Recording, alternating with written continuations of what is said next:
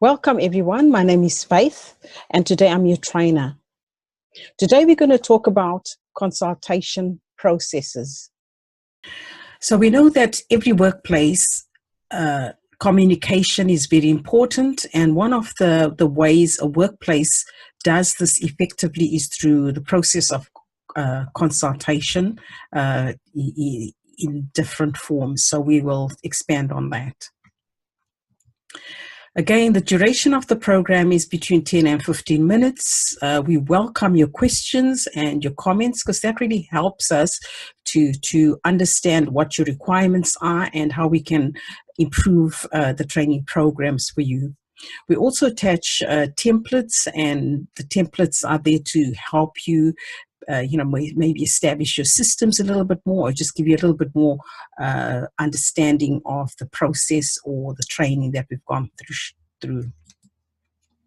Again, we look at the WHS legislation, which we said in the old legislation, the employer must ensure a safe workplace. In our current Work Health and Safety Act of 2011, the PCBU must do all that is reasonable and practicable to protect the health and the health and safety in the workplace. And of course, also they talk about the worker. The worker needs to make sure they're not harming themselves or others. The learning outcomes today is to look at the current types of arrangements, to look at consultation processes. In the new legislation, we still have consultation processes. Those haven't changed much. As we know, we have larger organizations, we have medium-sized organizations, and we have smaller organizations.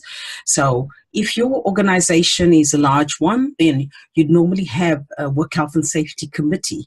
And in that Work Health and Safety Committee, you'll have HSRs, health and safety representatives, who will represent different groups or different sectors within that large business. In a smaller environment or smaller workplace, what you will have is the agreed arrangements. So you'll have the staff meeting agenda, and on one of the items on that agenda will be work health and safety.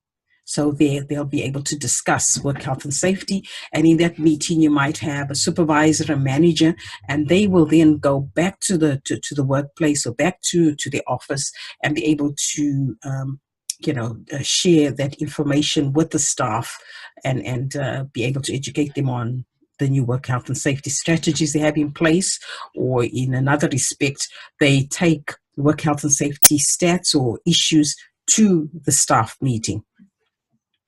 One of the most important changes in the new legislation is what I call the 3 C's: consultation, cooperation, and coordination.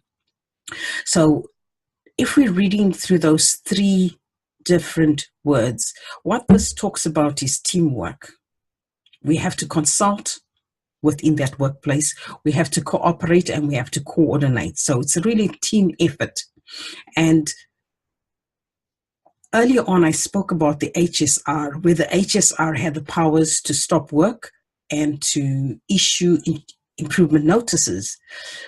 And I said there was a criteria to that. The criteria is that if, say, for instance, in a workplace, let's look at maybe a manufacturing situation where maybe they have machinery, maybe a guard falls off and it exposes moving parts within that plant or machinery, and of course this becomes a hazard. What needs to happen is the HSR needs to get together with the management team, and they have to work together to be able to reach a resolve. So it might be that if they've discussed, they might say, okay, this product that's on this line has a certain timeline. It needs to be, completed. This consignment needs to get and be out of the factory at a given time. We can't afford to totally stop work, but perhaps this is what we can do, because to replace this part on this machinery, the technician can only come 2 days down the track to do the job. So, okay, we will make it safe. So they might just put barricades around the area and then talk to the staff and decide on a new safe work procedure in completing the job and have the job completed. But of course, they will do it in a more, in a quite different procedure, and also educate the staff on the new requirements in terms of completing the job. So again, it's that getting together. They can't simply go there and say, okay, this machine is broken, we will cease work or issue a PIN. And again, there needs to be that communication to see where it's going. So the second part, if they, in terms of that machinery, if they know that the part has been ordered, they're waiting on the technician. Yes, the HSR can follow up and say, okay, how far, has the technician is a technician coming in? This is day 2. What time is he coming? Or maybe the technician is delayed because they don't have the part. But that constant communication with the whole team on the floor or in the production area to make sure that it is happening.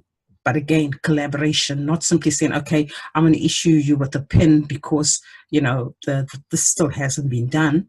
There still needs to be communication, cooperation, and consultation. The only places or only way you can see that maybe would be reasonable for them to do that is when maybe the director of the company, the supervisors of the organization are not cooperating with the HSR, then maybe they would have grounds to distribute or to issue the notice. So the next part we talk about is, as I said, we do supply you with templates, and these templates are really just to help a little bit more. We have a template there for just a basic meeting agenda. So if that is helpful for you, it's always good to be able to ensure that you have got work health and safety as part of the agenda. So if it's an agreed arrangement, make sure that's happening. And then we'll also have other documents on consultation, which will be helpful for you in terms of understanding what your requirements are. I've often had questions from different people where they'd say, well, we're such a small office, or we got contractors. How do we do the consultation process? And one of the things I say to them, well, you'll have a toolbox talk. So just make sure you document that, and that should be sufficient, to say, well, we have spoken about safety items as we've gone to jobs and we've looked at the jobs, and just document your discussions around the safety aspects of the job. Just document that, make sure that you keep that in file for your future records, so that if you need to look back onto it, to make sure that you've done, you've gone through the process, or if safe work comes in and they want to know whether your processes are in place and you're following through your due diligence, they can actually see your records. Thank you very much for today, and I look forward to having you for the next session.